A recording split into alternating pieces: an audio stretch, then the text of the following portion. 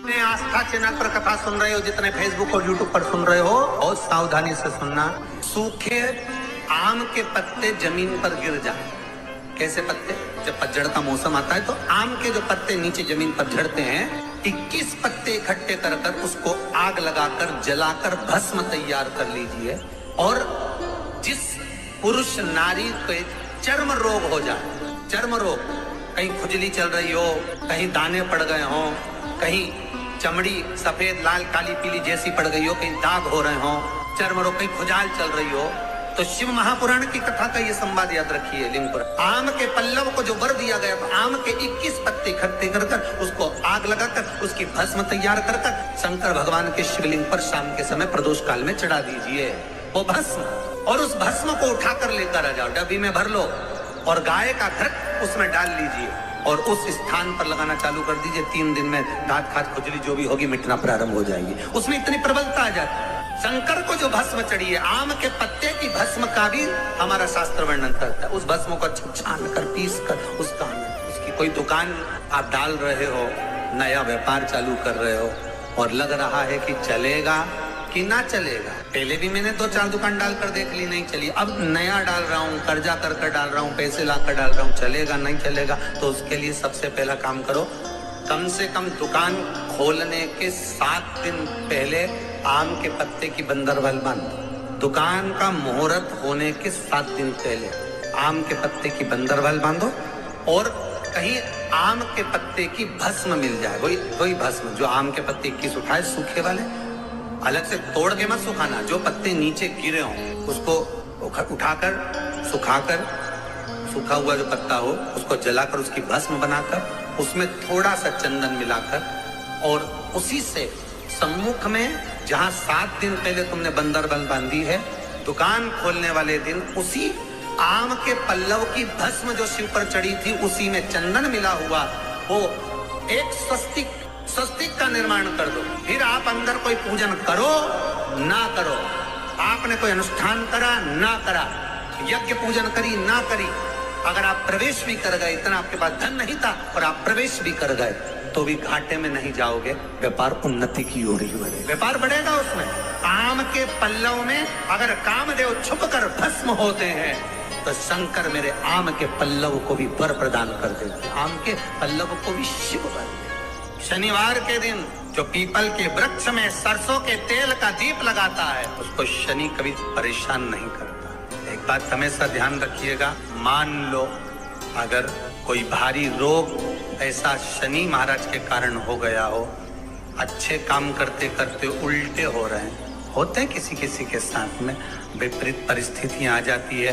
अच्छा करने जाओ बुरा हो जाता है, अच्छा कर्म करने जाओ बुरा हो जाता है।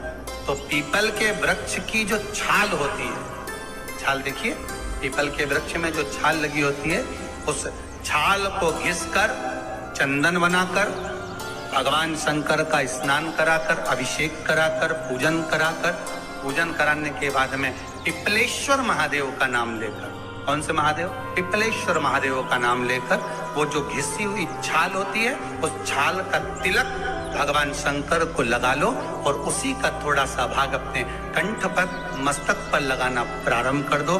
धीरे धीरे जो विपरीत दशा है वो सुधरना प्रारंभ हो जाती है। पर नाम याद रखना, पिपलेश्वर महादेव। बेलपत्री के वृक्ष के नीचे जौ के आटे का चौमुखी दिया, सरसों का तेल डालकर, उसमें काली तिल डालकर, उसमें एक सफेद फूल डालकर, बेलपत्री के वृक्ष के नीचे जैसे एक चौमुखी दिए को जौ के आटे के दिए को लगा दिया जाता है। जो व्यक्ति चिड़चिड़ करता है, जो व्यक्ति क्रोध करता है, जो व्यक्ति अपशब्द बोलता है, आड़ा टेढ़ा बोलता है, ताने देता है, ईर्ष्या रखता है, घर में चिड़चिड़ करे, पूरे घर को अस्त व्यस्त कर रखा है, उस व्यक्ति का नाम और गोत्र बोलकर मात्र एक दिया लगा दिया जाए, व्यक्ति अपशब्द कहना बंद कर देता है, उसका प्रेम प्रबल हो जाता है, उसकी ईर्ष्या समाप्त हो जाती है, उसकी नफरत समाप्त हो जाती है। हम आपसे बार बार कहते हैं ना, कई बार आपको कहा कि आपके यहाँ अगर धन की कमी पड़ रही है, पैसा नहीं आ रहा, व्यापार नहीं चल रहा, दुकान नहीं चल रही, धंधा नहीं चल रहा, नौकरी नहीं लग रही, सर्विस नहीं लग रही, तो हमने बार बार आपको कहा है,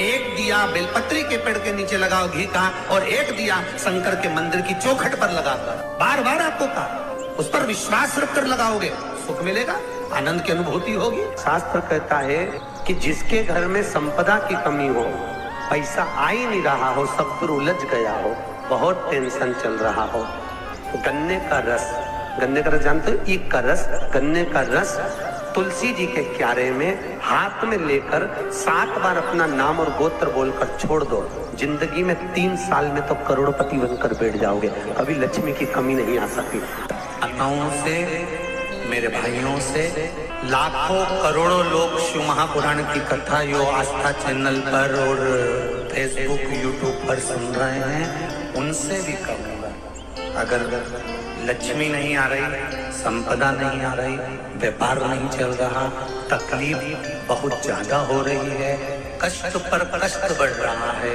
कोई अच्छा कर्म हो ही नहीं रहा, पीते से नाम कर छोटा सा सफेद वस्त्र ले लो, उस वस्त्र में 108 चावल के दाने रख लो, एक सफेद पुष्प की पत्ती या पुष्प जो मिल जाए वो रख लो, फूल भी ना मिले तो एक चावल का दाना अलग से रख लो, उसको अपने घर के जहाँ परिंदा होता है, मटका होता है, पानी भरने का स्थान होता है, जहाँ पर हम पानी पीने का भरते हैं, वहाँ उसको एक कटोरी में रख लीजिए।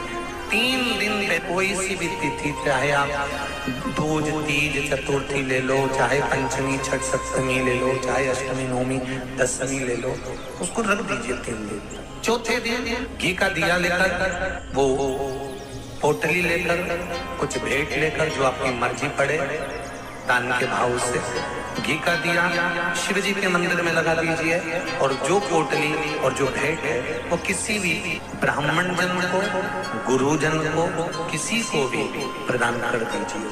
अगर ब्राह्मण जन, गुरुजन नहीं ले तो कोई इसका मोल तक समझता हो, कोई सौभाग्यवती माताएं हो, कोई बहन बेटियां हो, उनको भी आप दे सकते। ये लक्ष्मी की वृद्धि करने का, संपदा, रोग, आनंद, सुख प्रदान। रोग के लिए तो नहीं कर सकते, पर संपदा के लिए सबसे प्रबल। कोई अगर आपका धन खाकर चले गया है, पैसा नहीं दे रहा, बस आप शिव मंदिर में जब दिया लगाएंगे और इसको वापस शिव मंदिर से पोटली को लेकर आएंगे, जी चाहे तो मंदिर में कोई ब्राह्मण देवता हो, पंडित जी हो, उनको भी दे सकते हैं, किसी को भी दे।